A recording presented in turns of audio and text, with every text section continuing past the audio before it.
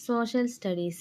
ఇంగ్లాండ్‌లోని గ్రీన్‌విచ్‌లోని నక్షత్రశాల గుండా పోయే రేఖాంశాన్ని మెరిడియన్ లేదా ప్రామాణిక రేఖాంశం లేదా గ్రీనిచ్ మెరిడియన్ అంటారు. పలు దేశాలు తమ దేశం గుండా వెళ్ళే రేఖాంశాన్ని 0 రేఖాంశంగా పేర్కొనడానికి ప్రయత్నించారు.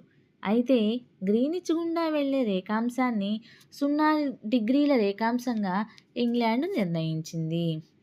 ఆ కాలంలో ప్రపంచంలో అధిక భాగాన్ని ఇంగ్లాండ్ పరిపాలిస్తుండేది. దాంతో వాళ్ళు అనుసరిస్తున్న విధానాన్ని మిగిలిన అందరూ అనుసరించడం మొదలుపెట్టారు. మొత్తం 360 రేఖాంశాలున్నాయి. ఈ రేఖాంశాలు 0 నుండి ప్రారంభమై తూర్పు, పడమరలుగా 2 సమూహాలుగా ఉన్నాయి. ఇవి 0 నుండి 180 వరకు తూర్పు రేఖాంశాలుగా, 0 నుండి 180 వరకు పశ్చిమ రేఖాంశాలుగా ఉన్నాయి.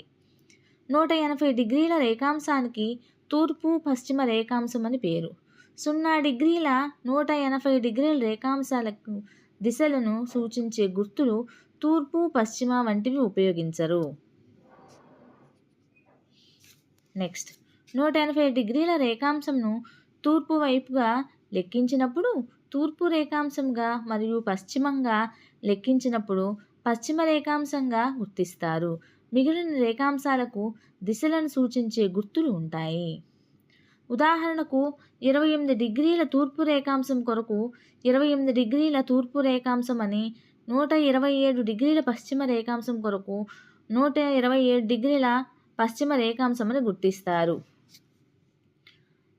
అక్షాంశాలు మాదిరిగానే రేఖాంశాలు డిగ్రీలను, నిమిషాలను, సెకండ్లను కింద విధంగా విభజించవచ్చు. 0 రేఖాంశానికి సరిగ్గా వ్యతిరేక దిశలో ఉన్నటువంటి 180 రేఖాంశాన్ని యాంటీ మెరిడియన్ అని అంటారు.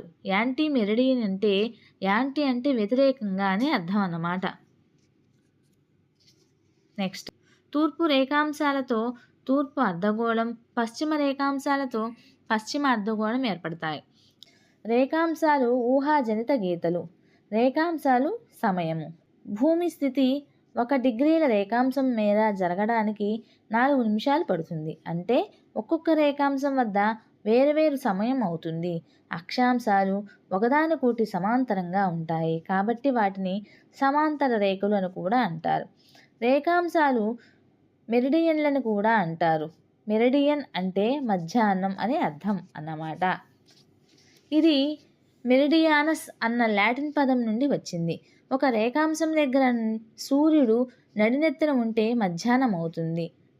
అంటే రేఖాంశాలు సమయానికి సంబంధించినవన్నమాట. వీటిని మధ్యాహ్న రేఖలను కూడా అంటారు.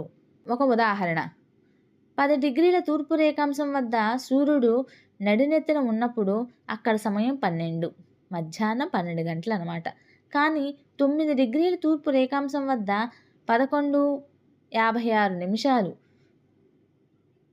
11 తూర్పు రేఖాంశం వద్ద 12:04 నిమిషాలు సాయంత్రం అవుతుంది.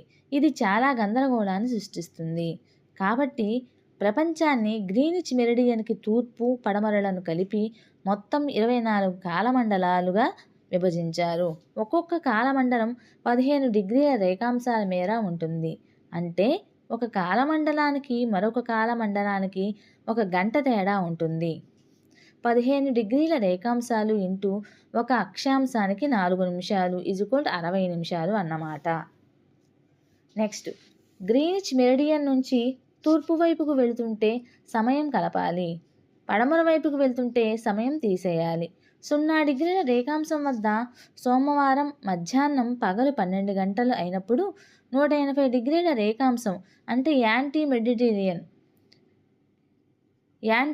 మెరిడియన్ అంటే దాని వద్ద ఆపోజిట్గా అన్నమాట. దాని వద్ద అర్ధరాత్రి 12 గంటలు అవుతుంది. 180 రేఖాంశాన్ని పడమట వైపు మంగళవారం మొదలవుతూ ఉంటే తూర్పు వైపు సోమవారం అయిపోతూ ఉంది. కాల ప్రాంత సరిహద్దులను లెక్కగడితే కొన్ని ప్రదేశాల్లో గంటలోపు తేడాలతో 1 కంటే ఎక్కువ కాల ప్రాంతాలు ఉంటాయి. ఉదాహరణకు భారతదేశంలో 2 అర్ధగంట కాల ప్రాంతాలు ఉంటాయి. దీన్ని అర్థం భారతదేశం తూర్పు పశ్చిమ ప్రాంతాల మధ్య అరగంట సమయం తేడా ఉంటుంది.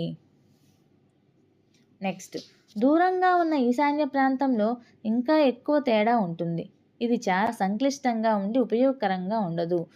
ఇటువంటి పరిస్థితుల్లో కొన్ని దేశాలు తమ దేశం గుండా వెళ్ళే ఒక రేఖాంశాన్ని ఎంచుకొని ఆ రేఖాంశం వద్ద సమయాన్ని దేశమంతటికీ వర్తింపజేస్తారు. దీన్ని ఆ దేశ ప్రామాణిక సమయం అంటారు.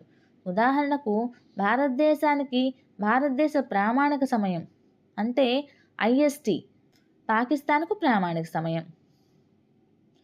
దీనివల్ల ఉపయోగం ఏమిటంటే, ఉదాహరణకు భారతదేశంలో మీరు ఎక్కడ ఉన్నా ఒకే సమయం అవుతుంది. అనేక రేఖాంశాలు ఉన్న దేశాల్లో సమయాన్ని నిర్దేశించడం మరింత క్లిష్టమవుతుంది. అటువంటప్పుడు ఒక గంట వ్యవధితో దేశాన్ని పలు కాలమండలాలుగా విభజిస్తారు. భూమి తన అక్షం మీద తన చుట్టూ తాను తిరుగుతోంది. రేఖాంశాలనేవి మనం గీసుకున్న ఊహాజనిత గీతలు. తూర్పు నుండి పడమరకు లేదా పడమర నుండి తూర్పునకు ప్రయాణం చేస్తున్నప్పుడు సమయంలో తేడా ఉంటుంది. మీరు తూర్పు నుండి పడమరకు ప్రయాణిస్తున్నప్పుడు ప్రతి ఒక్క డిగ్రీ రేఖాంశానికి 4 నిమిషాలు కోల్పోతారు.